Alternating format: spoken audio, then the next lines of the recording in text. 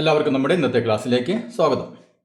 നാം കഴിഞ്ഞ ക്ലാസ്സിൽ നമ്മുടെ ടെക്സ്റ്റ് ബുക്കിലേക്ക് പേജ് നമ്പർ 133 ഒന്നാമത്തെ ചോദ്യമാണ് ചെയ്തു നിർത്തിയത് അല്ലേ. ഇനി നമുക്കതിലെ രണ്ടാമത്തെ ചോദ്യം എന്താണെന്ന് നോക്കാം. എന്താണ് ചോദ്യം? There are 4 right triangles all with a ratio of perpendicular sides 3:4 അല്ലേ. അതായത് 4 റൈറ്റ് ട്രയാങ്കിൾസ്, 4 മട്ടത്രികോണങ്ങളുണ്ട്.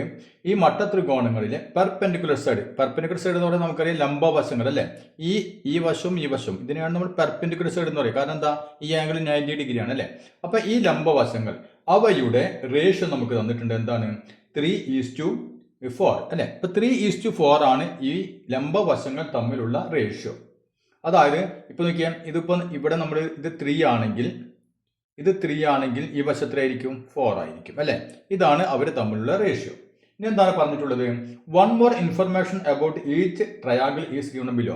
പിന്നെ ഈ ത്രികോണങ്ങളെ കുറിച്ച് കുറച്ച് കാര്യങ്ങൾ കൂടി നമ്മളോട് അടിയിൽ ഇതിന്റെ താഴെയായിട്ട് പറഞ്ഞിട്ടുണ്ട്. ഇനിയോ calculate the length of all 3 sides of each. ഇനി നാം എന്താണ് ചെയ്യേണ്ടത്? ഓരോ ത്രികോണത്തിന്റെയും 4 ത്രികോണങ്ങളുണ്ടെന്ന് പറഞ്ഞു. ഓരോ ത്രികോണങ്ങളുടെയും വശങ്ങളുടെ എല്ലാം നീളം നമ്മൾ കണ്ടുപിടിക്കണം. ചോദ്യം മനസ്സിലായല്ലോ. നമ്മളോട് 4 ട്രയാങ്കിൾ ഉണ്ടെന്ന് പറഞ്ഞിട്ടുണ്ട്. 4 ട്രയാങ്കിളിന്റെയും ലംബവശങ്ങൾ തമ്മിലുള്ള അംശബന്ധം തന്നിട്ടുണ്ട് 3:4. പിന്നെ വേറെ കുറച്ച് കാര്യങ്ങൾ ഇതിന്റെ താഴെ അവർ തന്നിട്ടുണ്ട്. നാം എന്ത് ചെയ്യണം? ഓരോ ത്രികോണങ്ങളുടെയും ഈ എല്ലാ വശങ്ങളുടെ നീളങ്ങൾ നമുക്ക് കണ്ടുപിടിക്കണം. ഇനി അതിൽ ഒന്നാമത്തെ കേസ് എന്താണ് പറഞ്ഞിട്ടുള്ളത് നോക്കിയാൽ. അതിൽ ഒന്നാമത്തെ case, the difference in length of the perpendicular sides is 24 metre. അതായത് ഈ ലംബവശങ്ങൾ അല്ലെ, ഇതാണ് ലംബവശങ്ങൾ, അവ തമ്മിലുള്ള ഡിഫറൻസ് എത്രയാണ്? 24 മീറ്റർ ആണ്. അപ്പൊ റേഷ്യോ 3:4 ആണ്. ഇനി ഇവ തമ്മിലുള്ള ഡിഫറൻസ് എത്രയാണ്? 24 മീറ്റർ ആണ്. അങ്ങനെയാണെങ്കിൽ ഈ ത്രികോണത്തിന്റെ 3 വശങ്ങളുടെ നീളങ്ങൾ നമുക്ക് കണ്ടുപിടിക്കണം. അപ്പൊ ചോദ്യം ക്ലിയർ ആയല്ലോ. അപ്പൊ നമുക്കറിയാം, നാം ഇത്തരം കേസുകൾ ആദ്യം എന്താ ചെയ്യാറ്? നമുക്ക് റേഷ്യോ തന്നിട്ടുണ്ട് 3:4 അല്ലെ. ഇതാണ് റേഷ്യോ. അപ്പൊ നമുക്കറിയാം ഇതിന്റെ ശരിക്കുള്ള നീളവും വീതിയും 3ഉം 4ഉം അല്ല, ഇതിനെ ഏതോ ഒരു സംഖ്യ കൊണ്ട് ഗുണിക്കണം അല്ലെ. ഗുണിച്ചാലേ നമുക്ക് കൃത്യമായിട്ടുള്ള നീളവും വീതിയും നമുക്ക് കിട്ടുള്ളൂ. അപ്പൊ നാം എന്ത് ചെയ്യാറുണ്ട്? ഇതിന് എക്സ് കൊടുക്കും അല്ലെ. എക്സ് കൊടുക്കും. അതേ എക്സ് കൊണ്ട് തന്നെ ഇതിനെയും ഗുണിക്കും അല്ലെ. അപ്പൊ ഇതിന്റെ ശരിക്കുള്ള നീളം 3x, ഇതിന്റെ ശരിക്കുള്ള നീളം 4x. ക്ലിയർ ആയല്ലോ. ഓക്കെ. അപ്പൊ നമ്മൾ ആദ്യം അത് എഴുതി. ഇനി നോക്കിയാൽ ഇതെന്താണ്? ഒരു റൈറ്റ് ട്രയാങ്കിൾ ആണ് അല്ലെ, മട്ടത്രികോണാണ്. അപ്പോൾ മട്ടത്രികോണം എന്ന് കാണുമ്പോൾ നമുക്കറിയാം മൂന്നാമത്തെ സൈഡ് എങ്ങനെ കണ്ടുപിടിക്കാം? ഇത് പാദം, ഇത് ലംബം അല്ലെ, ഇത് ബേസ്, ഇത് ആൾട്ടിറ്റ്യൂഡ്. അങ്ങനെയാണെങ്കിൽ ഇതെന്താണ്? കർണം അല്ലെ. 90 ഡിഗ്രിക്ക് ഓപ്പോസിറ്റ് എടുക്കുന്ന കർണം. അപ്പൊ ഇതിന്റെ നീളം നമുക്ക് കണ്ടുപിടിക്കാൻ അറിയാലോ. എങ്ങനെ നമ്മൾ കണ്ടുപിടിക്കാം? അതായത് നമുക്കൊരു കാര്യം ചെയ്യാം, ഒരു പേര് കൊടുക്കാതെ അല്ലെ. അപ്പൊ എ, ഇത് ബി, ഇത് സി. അപ്പൊ എ ബിയുടെ നീളം നമുക്കറിയാം 3x, ബി സിയുടെ നീളം 4x. അങ്ങനെയാണെങ്കിൽ എ സി അല്ലെ. അപ്പൊ ആദ്യം നമുക്കൊരു പണിയാം, എ സിയുടെ നീളം നമുക്ക് ആദ്യം കാണാം. അപ്പൊ എങ്ങനെ കാണും? A C square is equal to കർണം സ്ക്വയർ ഈസ് ഈക്വൽ ടു എന്തിന്റെ സ്ക്വയർ കൂട്ടണം? A B square plus B C square അല്ലെ. A B square plus B C square equal to A ബിയുടെ സ്ക്വയർ 3x അല്ലെ, 3x ഹോൾ സ്ക്വയർ. 3x ഉള്ളതുകൊണ്ടാണ് നമ്മൾ whole square ഉണ്ട് അല്ലെ, പ്ലസ് 4x അല്ലെ. 4x ഇവിടെ ഞാൻ ബി സി എന്നിട്ടില്ല അല്ലെ, ബി സി സ്ക്വയർ. അപ്പൊ എന്ത് വരും? 4x whole square. അപ്പൊ എന്ത് കിട്ടും? 3ന്റെ സ്ക്വയർ 9, 9x സ്ക്വയർ പ്ലസ് 4ന്റെ സ്ക്വയർ 16, 16x സ്ക്വയർ അല്ലെ. Equal to 9x square 16x square കൂടി കൂട്ടിക്കഴിഞ്ഞാൽ 25x സ്ക്വയർ അല്ലെ. അപ്പൊ എ സി സ്ക്വയർ ആണ് 25x സ്ക്വയർ. അങ്ങനെയാണെങ്കിൽ എ സിയുടെ നീളം എങ്ങനെ കിട്ടും? A C equal to root അല്ലെ, റൂട്ട് കണ്ടുപിടിക്കണം. Root 25x square. അപ്പൊ എത്ര കിട്ടും? നമുക്കറിയാം റൂട്ട് 25 എന്ന് പറഞ്ഞാൽ 5. പിന്നെ എക്സ് സ്ക്വയറിന്റെ റൂട്ട് എന്താ? എക്സ് അല്ലെ. എക്സ് സ്ക്വയറിന്റെ റൂട്ട് എക്സ്. അപ്പൊ നമുക്ക് ഇവിടെ കിട്ടി 5x എന്ന് കിട്ടി. ഓക്കെ. അപ്പൊ ഇവിടത്തെ നീളം ഇത് 3x ഇത് 4x ആണെങ്കിൽ ഇത് എത്രയായിരിക്കും? ഇത് 5x ആയിരിക്കും അല്ലെ. അപ്പൊ ആദ്യത്തെ ഒരു പാർട്ട് നമ്മൾ കഴിഞ്ഞു. ഇനി നമ്മുടെ ചോദ്യത്തിലേക്ക് ഒന്നും കൂടി തിരിച്ചു വരാം. The difference in length of the perpendicular sides is 24 metre അല്ലെ. എന്താണ് പറഞ്ഞിട്ടുള്ളത്? ലംബവശങ്ങളുടെ നീളങ്ങൾ, ലെങ്ത്തുകൾ തമ്മിലുള്ള ഡിഫറൻസ്, വ്യത്യാസം എത്രയാണ്? 24 മീറ്റർ ആണ് അല്ലെ. അപ്പൊ നമുക്ക് ഈ 3 വശങ്ങളുടെ നീളം കിട്ടിയല്ലോ അല്ലെ. അപ്പൊ ഇവ തമ്മിലുള്ള വ്യത്യാസം എത്രയാണ്? 24 മീറ്റർ ആണ് അല്ലെ. അപ്പൊ നമുക്കത് ആദ്യം ചെയ്യാലോ. അപ്പൊ 24 മീറ്റർ എന്നുമ്പോ ഇത് 4x നിന്ന് 3x കുറച്ചാൽ എത്ര കിട്ടണം? 24 കിട്ടണം അല്ലെ. അപ്പൊ ആദ്യത്തെ കേസ് 4x മൈനസ് 3x എന്താ അങ്ങനെ ചെയ്യാൻ കാരണം? അതായത് ഈ രണ്ട് ലംബവശങ്ങളുടെ നീളങ്ങൾ തമ്മിലുള്ള വ്യത്യാസം അല്ലേ? അപ്പോൾ വലുതിൽ നിന്ന് ചെറുത് കുറച്ചാൽ എത്ര കിട്ടണം? 24 കിട്ടണം അല്ലേ? അപ്പോൾ ഇപ്പം മുതലാണ് നമ്മൾ ഒന്നാമത്തെ ചോദ്യം ചെയ്തു തുടങ്ങുന്നത്. ഇത് നമ്മൾ ആദ്യം എന്ത് ചെയ്തു? എ സിയുടെ നീളം കണ്ടുപിടിച്ചു അല്ലേ? ഇത് എ സിയുടെ നീളം കണ്ടുപിടിച്ചു. ഇനി ആദ്യത്തെ ചോദ്യം ഇവ തമ്മിലുള്ള ഡിഫറൻസ് 24 ഇനി എന്തൊക്കെയും 4x നിന്ന് 3x കുറച്ച് എത്ര കിട്ടും? എക്സ് അല്ലേ? ഒരു എക്സ് ഈസ് ഈക്വൽ ടു 24. അപ്പോൾ ഇവിടെ നമുക്ക് എക്സിൻ്റെ വില കിട്ടി 24 അല്ലേ? അപ്പോൾ എക്സിൻ്റെ വില കിട്ടിക്കഴിഞ്ഞാൽ നമുക്ക് ഇതിൻ്റെ ഒക്കെ വില കണ്ടുപിടിക്കാമല്ലോ. കാരണം എന്താ? എക്സിൻ്റെ വില കിട്ടിയാൽ ഈ വശത്തിന് നീളം 3 × x 3 × 24. അപ്പോൾ ഉത്തരം കിട്ടി. ഇവിടെ 4 × 24. അപ്പോൾ അതിന് ഉത്തരം കിട്ടി. 5 × 24 അതിന് ഉത്തരം കിട്ടി. അപ്പോൾ നമുക്കൊരു പണി ചെയ്യാം. ഇനിയിപ്പോൾ 4 എണ്ണത്തിന് അങ്ങനെ കാണാം അല്ലേ? അപ്പോൾ നമുക്കൊരു പണി ഇവിടെ നമുക്കൊന്ന് ഇതൊരു കള്ളി പോലെ വരച്ചിട്ട് എഴുതാം. അപ്പോൾ ഇവിടെ നോക്കിയാൽ ആദ്യത്തെ കേസിൽ നമുക്ക് എക്സിൻ്റെ വാല്യൂ കിട്ടി 24. അപ്പോൾ എക്സിന് നമ്മൾ 24 കൊടുത്തു. അങ്ങനെയാണെങ്കിൽ എ ബി എത്രയായിരിക്കും? എ ബിയുടെ നീളം A B is equal to 3x അല്ലേ?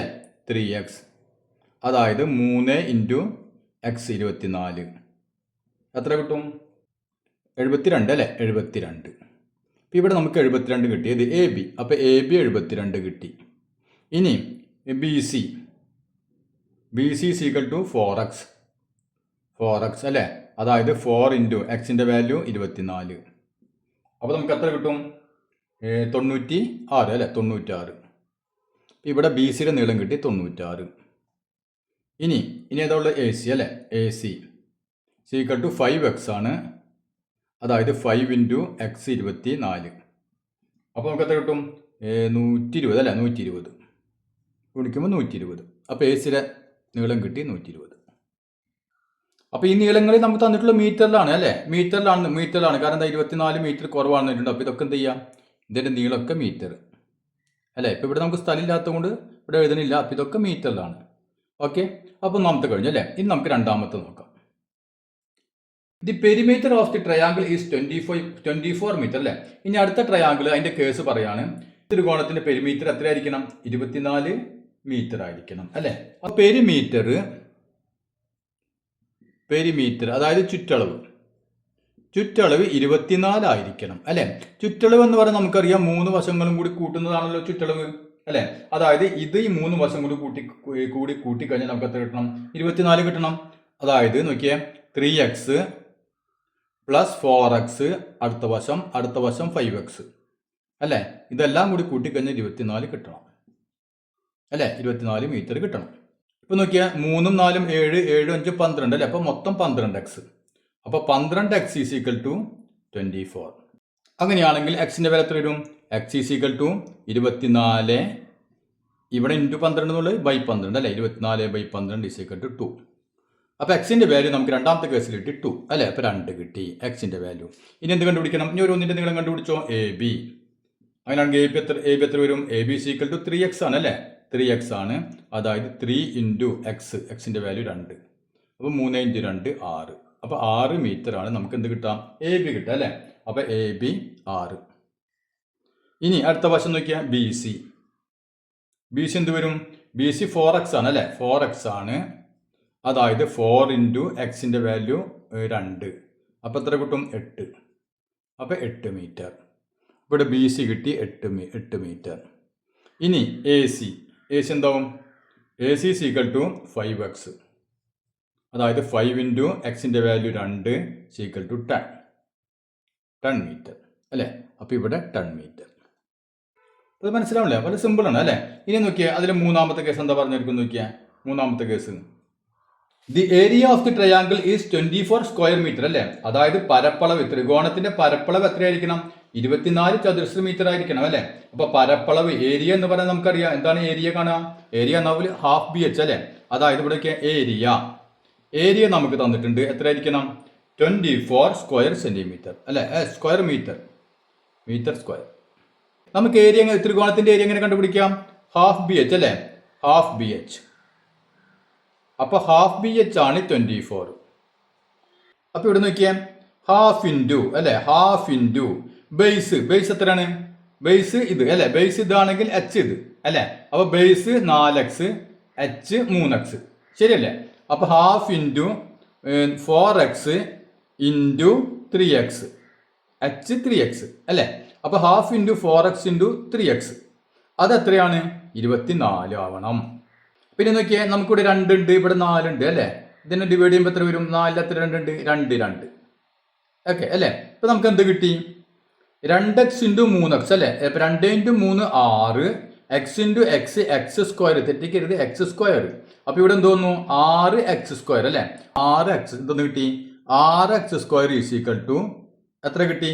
24 അല്ലേ. ഇവിടെ 24 അല്ലേ. അപ്പോൾ നമുക്ക് ഇവിടെ വെട്ടിക്കളഞ്ഞപ്പോൾ എന്ത് കിട്ടി? 3 ഇൻറ്റു 2 6x അല്ലേ. അപ്പോൾ 6x square is equal to 24 കിട്ടി. അങ്ങനെയാണെങ്കിൽ എക്സ് സ്ക്വയർ എന്ത് വരും? X square is equal to 24നെ ഈ 6 കൊണ്ട് ഡിവൈഡ് ചെയ്യണം അല്ലേ. ഈ 6 അല്ലേ. 6 എത്ര കിട്ടും? 6 ഇൻറ്റു 4 24, 4 കിട്ടി. അപ്പോൾ എക്സ് എന്തായിരിക്കും അല്ലേ? ഏതിൻ്റെ സ്ക്വയറാണ് 4? 2 ഇൻറ്റു 2 4 അല്ലേ. 2 ഇൻറ്റു 2 4. അപ്പോൾ നമ്മൾ എന്ത് പറയും? √4 എന്ന് പറയും, അതായത് 2. അപ്പോൾ എക്സിൻ്റെ വാല്യൂ നമുക്ക് കിട്ടി 2 അല്ലേ. 2 കിട്ടി. ഓക്കെ. അപ്പോൾ എക്സിൻ്റെ വാല്യൂ ഇവിടെ 2 കിട്ടി. അങ്ങനെയാണെങ്കിൽ ബാക്കി നമുക്ക് ഇവിടെ എഴുതാം അല്ല. അപ്പോൾ ഞാൻ ഇത് മായ്ക്കട്ടെ തൽക്കാലം. ഇനി നമുക്ക് ആദ്യം എ ബിയുടെ വില കണ്ടുപിടിക്കുക. എ ബി സീക്വന്റ് ദൂരം എ ബി എന്ന് പറഞ്ഞാൽ 3x ആണ് അല്ലേ. അതായത് 3 ഇൻറ്റു എക്സ് എത്ര കിട്ടി നമുക്ക്? 2. 3 ഇൻറ്റു 2 6 അല്ലേ. അപ്പോൾ ഇവിടെ 2 കിട്ടിയോണ്ട് ഇവിടെ 6. അപ്പോൾ നമ്മൾ ഇനി ഓരോന്നും ചെയ്യേണ്ട കാര്യമില്ല. കാരണം എന്താ, അവിടെ 2 കിട്ടിക്കഴിഞ്ഞാൽ എ ബിയുടെ വില 6 എന്നറിയാം അല്ലേ. അവിടെ നമ്മൾ ചെയ്തിട്ടുണ്ട്. ബി സിയുടെ എത്ര കിട്ടും? ബി സിയുടെ 8 കിട്ടും അല്ലേ. 8 കിട്ടും, അതായത് 4 ഇൻറ്റു 2 8 കിട്ടും. ഇനി ഇതാണെങ്കിലോ 5 ഇൻറ്റു 2 10 കിട്ടും അല്ലേ. അപ്പോൾ 2 വരുമ്പോൾ നമ്മൾ വാല്യൂ ഇവിടെ ചെയ്തിട്ടുണ്ട് അല്ലേ. എക്സിന് 2 കിട്ടുമ്പോൾ അപ്പോൾ പിന്നെ നമ്മൾ വീണ്ടും ഗുണിക്കാൻ നിൽക്കണ്ട. അപ്പോൾ നമുക്ക് 2 6 8 10 എന്ന് കിട്ടി. ഇനി നമുക്ക് 3 കഴിഞ്ഞ് 4ാമത്തെ കേസ്. Hypotenuse 24 metres. ഇതിന്റെ കർണം 24 മീറ്റർ ആണ്. അങ്ങനെയാണെങ്കിൽ ഈ സൈഡുകളുടെ നീളം എത്രയായിരിക്കും എന്നാണ് ചോദ്യം അല്ലേ. അപ്പോൾ കർണം ഹൈപ്പോട്ടിനസ് എത്രയാണ്? 24. അപ്പോൾ നോക്കിയേ, ഇവിടെ ഹൈപ്പോട്ടിനസ് 24 എന്ന് പറഞ്ഞാൽ ഹൈപ്പോട്ടിനസ് നീളം നമ്മൾ എഴുതിയിട്ടുണ്ട് 5x എന്ന് എഴുതിയിട്ടുണ്ട് അല്ലേ. അതായത് അതിന്റെ അർത്ഥം എന്താണ്? 5x എന്ന് പറഞ്ഞാൽ 24 തുല്യമാണ് അല്ലേ. അപ്പോൾ നമുക്ക് ഇവിടെ എന്ത് എഴുതാം? 5x is equal to 24. മനസ്സിലായില്ലേ? ഇവിടെ നമ്മൾ 5x ആണ് നമ്മുടെ ഇതിന്റെ നീളം. അപ്പോൾ നമുക്ക് എന്ത് ചെയ്താൽ മതി? 5x എന്ന് പറഞ്ഞത് 24 ആണ്. അങ്ങനെയാണെങ്കിൽ x എന്ത് വരും? x is equal to 24. ശ്രദ്ധിക്കുക, 24 ഈ 5 ഇങ്ങോട്ട് വരുമ്പോൾ ഇൻറ്റു 5 ഇങ്ങോട്ട് വരുമ്പോൾ ബൈ 5 അല്ലേ. ബൈ 5. അപ്പോൾ എന്ത് കിട്ടും? 24 അല്ലേ. 24 എത്ര 5 ഉണ്ട്? 5 ഇൻറ്റു 4 20 അല്ലേ. 4 5 ആണ് ഉള്ളത്. അപ്പോൾ നമ്മൾ 4 എഴുതി. 5 ഇൻറ്റു 4 20 അല്ലേ. 20 കഴിഞ്ഞിട്ട് ബാക്കി ഇവിടെ എത്ര ഉണ്ട്? ഒരു 4 ഉണ്ട് അല്ലേ. ഒരു 4 ഉണ്ട് അല്ലേ. ഇനി നമ്മൾ 0 ചേർത്ത് കൊടുത്തു. അപ്പോൾ നമ്മൾ എന്ത് ചെയ്തു? ഒരു പോയിന്റ് ഇട്ട് കൊടുത്തു. ഇപ്പോൾ ഇവിടെ 2 ഉണ്ട് അല്ല, സോറി, ഇവിടെ 4 ഉണ്ട്, ഇവിടെ 0 ഉണ്ട്. ഇപ്പോൾ 40 അല്ലേ. 40ൽ എത്ര 5 ഉണ്ട്? 8 ഇൻറ്റു 5 40 അല്ലേ. അപ്പോൾ 8. അപ്പോൾ നമുക്ക് എന്ത് കിട്ടി? 4.8 എന്ന് കിട്ടി. അപ്പോൾ സംശയമുള്ളവർ സാധാരണ നമ്മൾ ഹരിക്കുന്ന പോലെ ഒന്ന് ഹരിച്ച് നോക്കാം. അപ്പോൾ ഇവിടെ 4ാമത്തെ കേസിൽ നമുക്ക് എക്സ് കിട്ടി 4.8 എന്ന് കിട്ടി. ഓക്കെ. ഇനി എ ബിയുടെ നീളം നമുക്ക് എത്രയാണെന്ന് കാണാം. എ ബി സീക്വൽ ടു എന്താണ്? 3x അല്ലേ. 3x ആണ് എ ബി. അതായത് 3 ഇൻറ്റു 4.8 എത്ര കിട്ടും? ഒന്ന് ഗുണിച്ചു നോക്കിയേ. 14.4 14.4. അപ്പോൾ 14.4 കിട്ടി. ഇനി നമുക്ക് ബി സി എന്ത് വരും? 4x അല്ലേ. 4x സീക്വൽ ടു 4 ഇൻറ്റു എക്സിന്റെ വാല്യൂ നമുക്ക് എത്ര കിട്ടിയത്? 4.8. അപ്പോൾ ഒന്ന് ഗുണിച്ചു നോക്കി എത്ര കിട്ടുമെന്ന്? 19.2 അല്ലേ. 19.2 തെറ്റാണ്ട് ഗുണിച്ചു നോക്കാം. അപ്പോൾ ഇവിടെ 19.2. ഇതൊക്കെ നമുക്ക് കിട്ടുന്ന അളവുകൾ എന്തിലാണ്? മീറ്ററിലാണ് കേട്ടോ. മീറ്ററിലാണ് ഈ കിട്ടുന്ന അളവുകളൊക്കെ. ഇനി നമുക്കുള്ള ഹൈപ്പോട്ടിനസ് അല്ലേ, കർണാണ് അല്ലേ. കർണത്തിന് നീളം നമുക്ക് 5 ഇൻറ്റു ഗുണിക്കേണ്ട കാര്യം ഉണ്ടാവും. കാരണം കർണത്തിന് നീളം ഓൾറെഡി നമുക്ക് ഹൈപ്പോട്ടിനസ് തന്നിട്ടുണ്ടല്ലോ 24. അപ്പോൾ 24. ഇനി അതല്ല നമുക്ക് എന്ത് ചെയ്യാം? 5 ഇൻറ്റു 4.8 അല്ലേ. അത് ഗുണിച്ചാലും നമുക്ക് എത്ര കിട്ടും? 24 കിട്ടും. മനസ്സിലായല്ലോ. അപ്പോൾ ഇതാണ് നമ്മുടെ 4 ട്രയാങ്കിളിൻ്റെയും നീളങ്ങൾ വരിക. ക്ലിയർ ആയല്ലേ. അപ്പോൾ നമ്മൾ ചോദിച്ചിട്ടുണ്ട് ഇതിപ്പോൾ അല്ലാതെ എന്തിനാണ്? മീറ്ററിലാണ് കിടക്കുന്നത് അല്ലേ. അപ്പോൾ ഇത് സെൻറ്റിമീറ്ററിലാക്കണമെങ്കിൽ എന്ത് വേണം? 100 കൊണ്ട് ഗുണിക്കണം അല്ലേ. അപ്പോൾ എന്ത് ചെയ്യാം? നിങ്ങൾ എന്ത് ചെയ്യാം?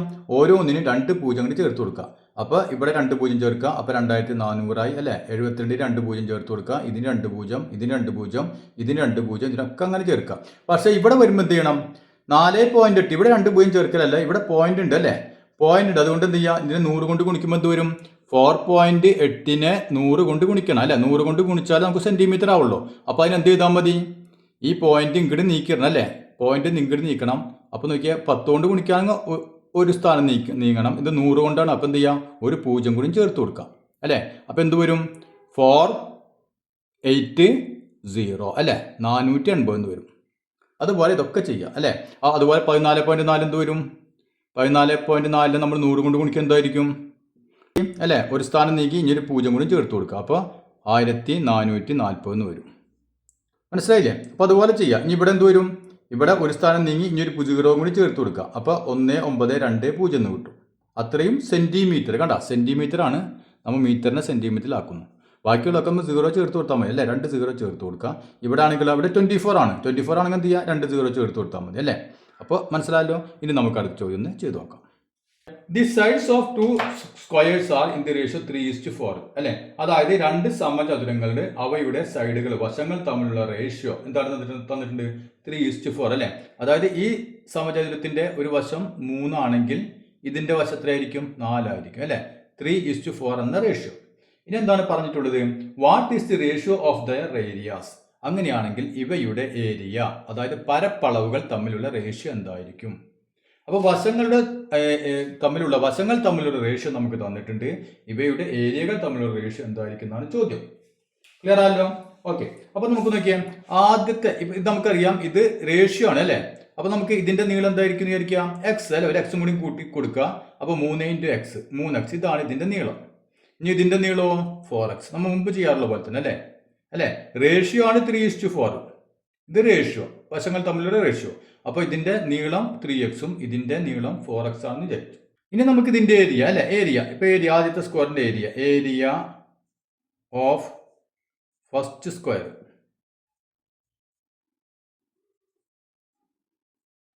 എന്താണ് ഇതിന്റെ ഏരിയ വരാം? നമുക്കറിയാം നീളം അല്ലെ? a സ്ക്വയർ, അതായത് വശം ഇൻറ്റു വശം. അപ്പോൾ 3x ആണെങ്കിൽ 3x × 3x അല്ലേ? അതായത് 3x സ്ക്വയർ, a സ്ക്വയർ എന്ന് പറയും നമ്മൾ അല്ലേ? 3x സ്ക്വയർ, അതായത് 3 square 9, x square x square. ഇതാണ് ആദ്യത്തെ സ്ക്വയറിന്റെ ഏരിയ. ഇനി രണ്ടാമത്തെ സ്ക്വയറിന്റെ ഏരിയ ഓഫ് സെക്കൻഡ് സ്ക്വയർ, അതായത് രണ്ടാമത്തെ സമചതുരത്തിന്റെ ഏരിയ എന്ത് വരും? ഇതാണ് ഒരു വശം അല്ലേ? അപ്പോൾ വശത്തിന്റെ സ്ക്വയർ 4x ഹോൾ സ്ക്വയർ, വശത്തിന്റെ സ്ക്വയർ 4x ഹോൾ സ്ക്വയർ. അപ്പോൾ എത്ര കിട്ടും നമുക്ക്? 4 square 16, x square x square.